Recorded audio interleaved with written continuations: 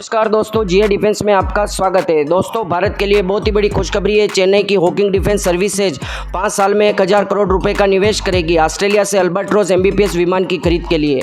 जी हां दोस्तों, रक्षा और एरोस्पेस के क्षेत्र में काम करने वाली चेन्नई स्थित डेपटेक कंपनी हॉकिंग डिफेंस सर्विसेज ने अल्बाट्रोस एमबीपीएस विमान के निर्माताओं ऑस्ट्रेलिया स्थित एमबीपीएन एरोस्पेस इंडस्ट्रीज के साथ एक खरीद सह साझेदारी समझौते पर हस्ताक्षर किए। एमबीपीएन एरोस्पेस डार्विन ऑस्ट्रेलिया से बाहर आधारित 28 सीटर एमबीपीएस एयरक्राफ्ट जमीन, पानी और बर्फ से उतरने और उड़ान भरने में सक्षम है। समझौते में हॉकिंग डिफेंस सर्विसेज द्वारा एकल विमान की खरीद की पुष्टि शामिल है। बदले में हॉकिंग उक्त विमान के लिए एक सहमत राशि जमा करेंगे। हम एमबीपीएस विमान के लिए विमान कंपोनेंट और एमआरओ सेवाओं के निर्माण के लिए तमिलनाडु में एक यूनिट स्थापित करने की योजना बना रहे हैं। हम अगले 5 वर्षों में लगभग 1000 करोड़ रुपए के निवेश की उम्मीद कर रहे हैं। हॉकिंग डिफेंस के अध्यक्ष विजय नारायण रापल्ली ने कहा, हमारी विमानन शाखा से लगभग 850 प्रत्यक्ष रोजगार और हजारों अप्रत्यक्ष रोजगार सुसज्जित होने की उम्मीद है। हॉकिंग डिफेंस भारत में हमारे रणनीतिक साझेदार हैं। हमने भारत में पेश किए जाने वाले अपने सबसे बिकने वाले विमानों में से एक अल्बाट्रोस की पहचान की है। यह विमान भारत के लिए गेम चेंजर साबित होगा, क्योंकि ऑस्ट्रेलिया की तरह ही भारत के पास एक विशाल तटीय क्षेत्र है। हमारे एमबीपीएस विमान का उपयोग किसी भी प्रकार के इलाके और मौसम में किया जा सकता है और भारत के नागरिक और रक्षा क्षेत्र में बहुत अधिक मूल्य जोड़ देखा है।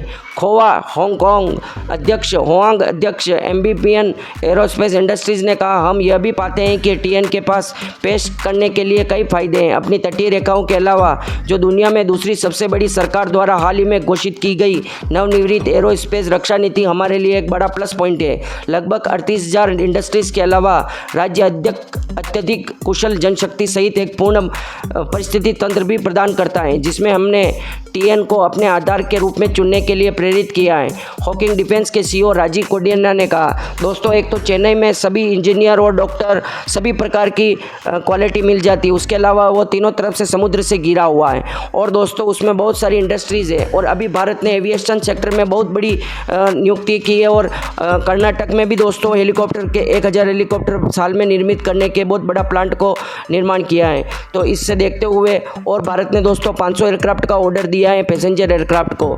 इसको देखते हुए दोस्तों विदेशी कंपनियां लालायित हो रही हैं कि भारत में बहुत बड़ा सेक्टर है एविएशन सेक्टर में, और इसलिए वो पैसा लगाने के लिए तैयार है।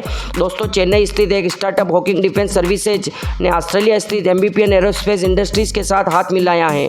दोस्तों, HU-60 अल्बाट्रोस अभी भी संयुक्त राज्य वायुसेना और नौसेना के साथ काम कर रहा है, लेकिन GE111T एक बेहतर इंजन के साथ आएगा, जिसमें एक नया parade and Whitney PT6X engine है, जो काफ़ी बेहतर प्रदर्शन, ईंधन, अर्थव्यवस्था और विश्वसनीयता प्रदान करता है और निर्मित किया जाएगा तमिलनाडु में एक यूनिट में धीरे पहले कुछ कंपोनेंट के साथ। भारत में अगले 5 वर्षों में विमान की असेंबली की जाएगी। दोस्तों, ऐसा नहीं कि एक ही बार में विमान को बना दिया जाएगा, पहले कुछ कंपोनेंट का निर्माण किया जाएगा, धीरे धीरे बाद में दोस्तों इंजन को लाया जाएगा। इस प्रकार से 5 वर्षों में पूरे विमान को निर्माण करना शुरू होगा। दोस्तों, GE111T का उपयोग एक एमबीपीएस विमान के रूप में किया जा सकता है, जो वाणिज्य विन्यास में 28 पैक्स प्लस 3 चालक दर और आसमान ले जा सकता है। इसका उपयोग भारतीय नौसेना या तटीय रक्षक के लिए कार्गो विमान के रूप में किया जा सकता है, जो 4.5 टन प्रयोग करके योग्य कार्गो क्षमता ले जा सकता है।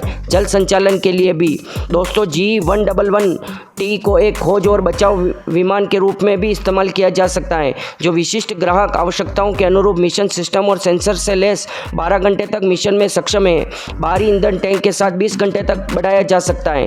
भारत के लक्षद्वीप और अंडमान निकोबार द्वीप श्रृंखला का हिस्सा है, जो सैकड़ों भारतीय द्वीपों से जुड़ने के लिए भारतीय नौसेना के लिए एक एमबीपीएस विमान 15 शिनमाएवा US-2 की खरीद के लिए जापान के साथ बातचीत कर रहा था, लेकिन एमबीपीएस विमान की कीमत थी अधिक, भारत की पसंद के लिए बहुत बड़ी खाई थी, जिसके कारण योजनाएं गिरा दी गई। दोस्तों, भारत पहले जापान का एमबीपीएस विमान खरीदने वाला था, पर दोस्तों उसकी कीमत ज़्यादा थी।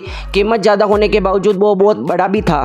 दोस्तों, राहत और बचाव में ये कैसे काम आ सकता है? हम राहत और बचाव में दोस्तों हेलीकॉप्टर का उपयोग करते हैं, पर हेलीकॉप्टर पानी के नीचे नहीं उतर सकता, उसको ऊपर हवा में ही लटकाया जा सकता है और लटकते हुए आदमी को ऊपर चढ़ाया जाता है। पर दोस्तों ये विमान पूरी तरह से पानी में उतर सकता है। आप सोचो कि राहत और बचाव के समय में इस तरह के विमान भारत के पास हो तो आराम से राहत और बचाव के कार्य किए जा सकते हैं। पानी में डूबे व्यक्ति के पास उतार कर प्लेन बचाया जा सकता है। और दोस्तों दूसरा काम इसको जो हमारे कोस्ट गार्ड है उनके लिए तो बहुत बड़ा कार्ड है। कोस्ट गार्ड दोस्तों पानी से ही शुरू होता है और पानी में ही खत्म होता है। आए दिन दोस्तों पाकिस्तान की तरफ से ड्रग्स भेजा जाता है और दोस्तों पाकिस्तान की तरफ से बहुत सारे आतंकवादी को भी भेजा जाता है। श्रीलंका, इधर बांग्लादेश की तरफ से रोहिंग्या को भेजा जाता है, नेपाल से, सब तरफ से दोस्तों हमारी सीमाओं को ध्यान रखना बहुत ज़रूरी है। तो इस तरह के विमान भारत के पास हो तो दोस्तों ये पानी में भी उतर सकते हैं और ज़मीन में भी उतर सकते हैं। तो इस तरह के विमान हो तो किसी जहाज़ के पास आराम से मतलब हेलीकॉप्टर हो तो ऊपर ऊपर घूमता है, फिर उनको दोस्तों धमकी देता है। पर इस तरह के विमान हो तो तुरंत उसकी जहाज़ के पास उतार कर ही उसको डायरेक्ट अटैक किया जा सकता है।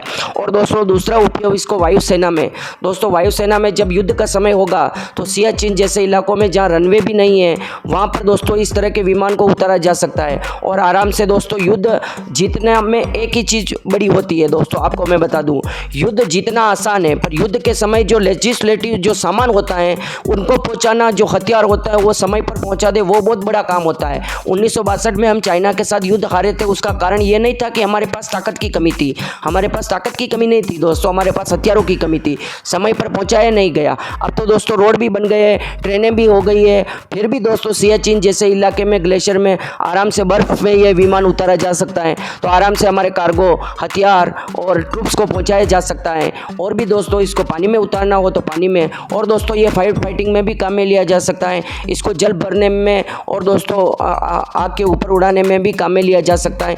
तो ये दोस्तों मतलब सर्वगुण संपन्न विमान है और इस तरह के विमान पूरी दुनिया में हर एक सेना के पास होते हैं, केवल भारत के पास इस तरह के विमान नहीं है।